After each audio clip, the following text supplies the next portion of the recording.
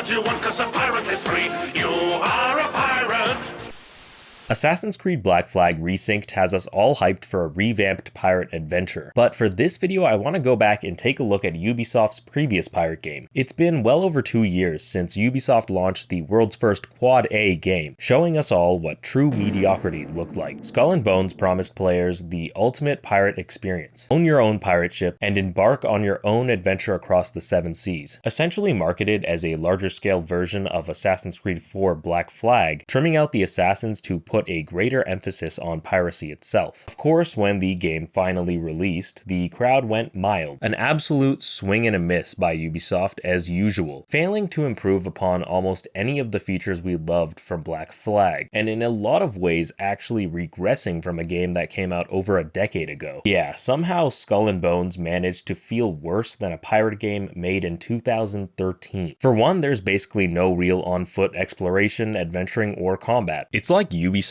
forgot that half of the fun of being a pirate is actually acting like one. Finding treasure on land, boarding ships and enemy forts, and getting into sword fights with enemy crews, you know. All of the things Black Flag had already nailed over 10 years ago. Instead, Skull and Bones launched feeling weirdly soulless. Boarding enemy ships is reduced to a cutscene, exploration feels stripped down, and even the naval combat somehow feels less impactful than Black Flag's massive cannon volleys. In Skull and Bones, you're basically firing a couple cannons at a time while watching numbers pop up like some weird pirate MMO. So you might be wondering, why would I be willing to subject myself to playing this game over 2 years later? Well, on top of being a masochist, I've always had a weird fascination over games that launched in a terrible or mediocre state and slowly tried to redeem themselves. Usually this is done over updates over the course of a few years, and sometimes it actually works out. Just look at games like No Man's Sky or Cyberpunk 2077. Both launched in a rough shape and eventually managed to claw their way back through major updates and improvements. Skull and Bones has had over 2 years of updates, changes, and added content, so I wanted to give the game a fair shot and answer the question, is Skull and Bones actually good yet? So grab your pirate hats, cutlasses, and a lifetime supply of oranges, and let's get into it. Upon launching the game for the first time, I was unsurprised to be met with the code of conduct that every pirate must sign before sailing the high seas. Of course, it makes sense since Skull and Bones is a multiplayer game, but pointing out the irony is still funny to me. After a small amount of time snoozing through the quite boring intro cutscenes, you're given a boat and sent off to complete the introductory tutorial. Immediately for me, sailing felt floaty and weird. Going from full speed felt more like a jet ski. It just didn't compare to the crashing and thrashing of your boat cutting through waves in Black Flag, a game which is better than this game in almost every way. Ship-to-ship combat was something that I was really excited for. Black Flag gave us a lot of customization options for our ships, and we thought that this game would build upon that. And to be honest, it does seem like they tried. My main problem with this game is how stilted aiming and firing your cannons felt. In Black Flag, you had to line up and fire a devastating volley of cannonballs at enemy ships. In Skull and Bones, you just aim the crosshair over the highlighted red area over the ship and click a few times. It just doesn't feel very realistic or rewarding. While abilities like the crew finisher are kind of fun, it just kind of breaks the immersion even more for me to see my boat slam into another like it's a hockey player.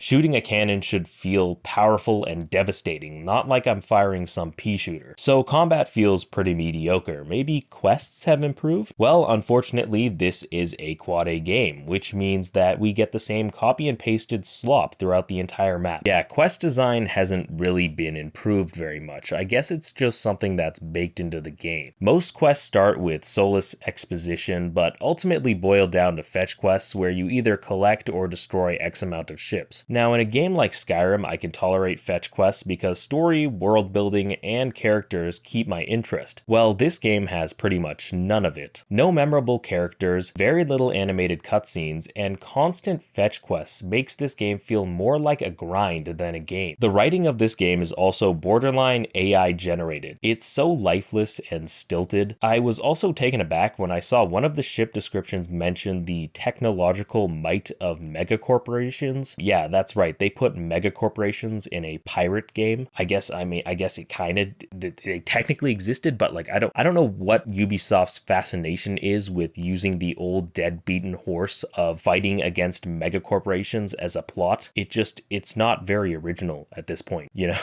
Luckily, there is a decent amount of ship customization available, from cosmetics to different weapons and abilities. There's a lot to unlock, but unfortunately for me, none of it really felt good. By the time I had enough materials to really unlock new things, I felt exhausted by the cluttered UI and MMO style combat and quests. I needed to cleanse my palate with a pirate game that's actually interesting. Naturally, with Assassin's Creed Black Flag Resynced on the horizon, I decided to play the original. Straight off the bat, the game interested me way more than Skull and Bones ever did. The game has actual land traversal and combat. Who knew exploring towns and islands on foot, along with actually boarding and fighting enemies of the ships that you're plundering, would directly translate into a more fun experience? That's not all though. Even controlling your ship feels better in Black Flag. Despite having a lower variety of ship weapons, combat still feels more impactful. Every volley just shreds into enemy ships. You even get a cinematic camera like you're hitting a fucking headshot in VATS. It just feels better. While the modern day segments of the game are a slog, the story in the pirate sections is actually really engaging. Characters have a good amount of depth and personality. I found myself really liking Edward Kenway, Adewale, and a lot of other characters that we meet throughout the story. The open world of Black Flag just felt so much more exciting to explore, especially since you can hop off your ship to explore any island you come across. Finding animus shards, new sea shanties, and materials to craft better gear feels a lot more rewarding than the repetitive grind that Skull and Bones had to offer. The reason I'm comparing the two is it shows how drastically different Ubisoft's design philosophy was back in 2013. Assassin's Creed Black Flag was a game that set out to make you feel immersed in an epic pirate fantasy. Skull and Bones is a game that's clearly designed to maximize player retention, keeping us in an endless grind for loot. Honestly, there'd be nothing wrong with that if the grind felt worthwhile or rewarding at all. Skull and Bones just doesn't. So to answer the question, is Skull and Bones good yet? I have to say no. A lot of features like land combat were promised to come in updates, but as it turns out, that was a lie. To Ubisoft's credit, Skull and Bones has received a lot of updates. New ships, new weapons, seasonal bosses, world events, ship ranks, action wars, fleet systems, and even bigger threats like forts and sea monsters have been added. But that's also kind of the problem. Most of these updates add more stuff to the grind, not more reasons to care. The game has more systems now, but it still doesn't have the thing I actually wanted from a pirate game. Land combat, real exploration, boarding ships manually, and feeling like an actual pirate instead of just a floating MMO build. All of this is just so unfortunate because all Ubisoft really had to do was copy what made AC4 work, improve on it, remove the assassin story, and boom, we'd have a pretty solid pirate action adventure game. Instead, we got a mediocre live service game that feels more like an endless checklist than a thrilling adventure. If you agree or disagree, let me know in the comments.